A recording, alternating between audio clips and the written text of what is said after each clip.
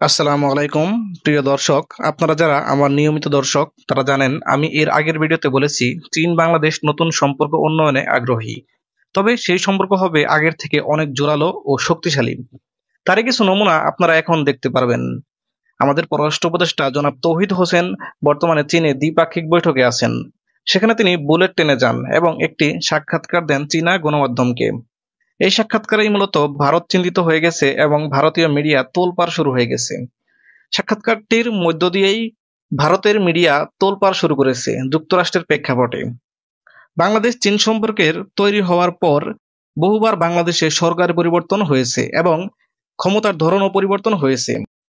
তবে মজার বিষয় হলো এই সরকার কিংবা ক্ষমতার পরিবর্তনে চীনের সাথে সম্পর্ক সবসময় কিন্তু মসৃণ ছিল না। কিন্তু কোনো সরকারই কিন্তু চীনের সাথে সম্পর্ক খারাপ করতে পারেনি। সবসময় চীনকে অগ্রাধিকার দেওয়া হয়েছে। তবে হাসিনার সময় ভারত প্রীতি অতিমাত্রায় বাংলাদেশকে গ্রাস করেছে এবং এই সম্পর্কে ফাটল ধরে। বাংলাদেশের পররাষ্ট্র উপদেষ্টা জনাব তৌহিদ হোসেন সেই সাক্ষাৎকারে নিশ্চিত করেছেন যে বাংলাদেশের পক্ষ থেকে বলা হয়েছে বাংলাদেশের পরবর্তী যে রাজনৈতিক দলই ক্ষমতায় আসুক বা যে সরকারই থাকুক চীনের সাথে সম্পর্ক রাখার জন্য সবাই একমত এবং চীনকে তারা সবসময় পাশে চায় বন্ধু হিসেবে। জনাব তৌহিদ হোসেনকে যখন প্রশ্ন করা হয় যে এই দ্বিপাক্ষিক বৈঠকে কি আলোচনা হয়েছে, কোন বিষয়ে আলোচনা হয়েছে, তখন জনাব তৌহিদ হোসেন বলেন বাংলাদেশ এবং চীনের সম্পর্ক সবসময় মসৃণ থাকবে এবং এটা নিয়ে সব রাজনৈতিক দলই একমত।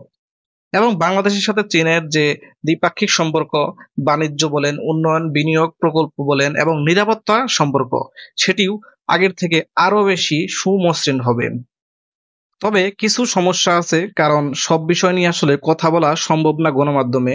তবে আমাদের এই অন্তর্বর্তী সরকার দীর্ঘদিন থাকবে না, এটা নিয়ে অনেকের মনে দ্বিধা থাকতে পারে। কিন্তু চীনের সাথে যে সম্পর্ক উন্নয়ন হচ্ছে এবং বিনিয়োগ ক্ষেত্রে, নিরাপত্তা ক্ষেত্রে, সেটা কিন্তু নিশ্চিত। এবং সব বিষয়ে কথা না বললেও তাদের ইশারাই মূলত বোঝা যায় যে তারা আসলে কোন বিষয়টাকে, কোন প্রেক্ষাপটটাকে গুরুত্ব দিচ্ছেন। বাংলাদেশ চীন যে সুসম্পর্ক, সেই সুসম্পর্কটা মূলত নিরাপত্তার খাতিরেই বাড়াতে হবে বাংলাদেশকে। কারণ জানেন আপনারা যে ভারত সবসময় উৎপেতে থাকে বাংলাদেশকে নিরাপত্তাহীনতায় ভোগানোর জন্য।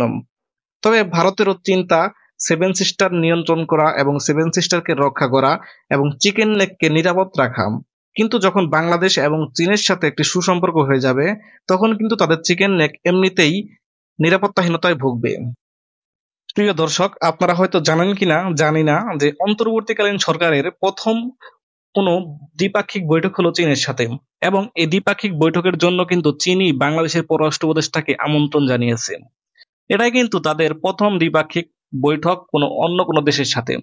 তাহলে বুঝতেই পারছেন যে চীন বাংলাদেশকে কিছুটা হলেও গুরুত্ব দিচ্ছে এবং এই বাংলাদেশের প্রেক্ষাপট বা পট পরিবর্তনের পর বাংলাদেশকে চীন যে গুরুত্ব দিচ্ছে সেটির অন্যতম কারণ হলো বাংলাদেশের প্রতিটা পলিটিক্যাল পার্টি চীনের সাথে সম্পর্ক উন্নয়নের জন্য একমত। আপনারা জানেন এর আগেও রাজনৈতিক দলগুলো কিন্তু চীন সফর করেছে, বিএনপি এবং জামায়াত। যার কারণে তারা মনে করছে যে বাংলাদেশের পরবর্তী যে সরকার আসবে, যে রাজনৈতিক দলগুলো আসবে, সেই রাজনৈতিক দলগুলো চীনের পক্ষেই থাকবে। যার কারণে তারা চীনের সাথে বর্তমান সরকার যে চুক্তিগুলো করবে সেই চুক্তিগুলো সহজে তারা ভাঙবে না বা নষ্ট করবে না। যার কারণে মূলত চীন বাংলাদেশের পররাষ্ট্র উপদেষ্টাকে তাদের দেশে আমন্ত্রণ জানায় এবং সেখানে তারা একটি দ্বিপাক্ষিক বৈঠক করে এবং সেখানে নিরাপত্তা চুক্তিও হয়ে গেছে। বাংলাদেশ চীন নিরাপত্তা চুক্তি হয়ে গেছে, যেটা ভারতের জন্য একটা মাথা ব্যথার কারণ। দেখুন, বাংলাদেশ এবং চীন সুসম্পর্ক থাকা মানেই ভারতকে অনিরাপদ রাখা এবং ভারতকে সবসময় কপালে চিন্তার ভাঁজ তুলে দেওয়া।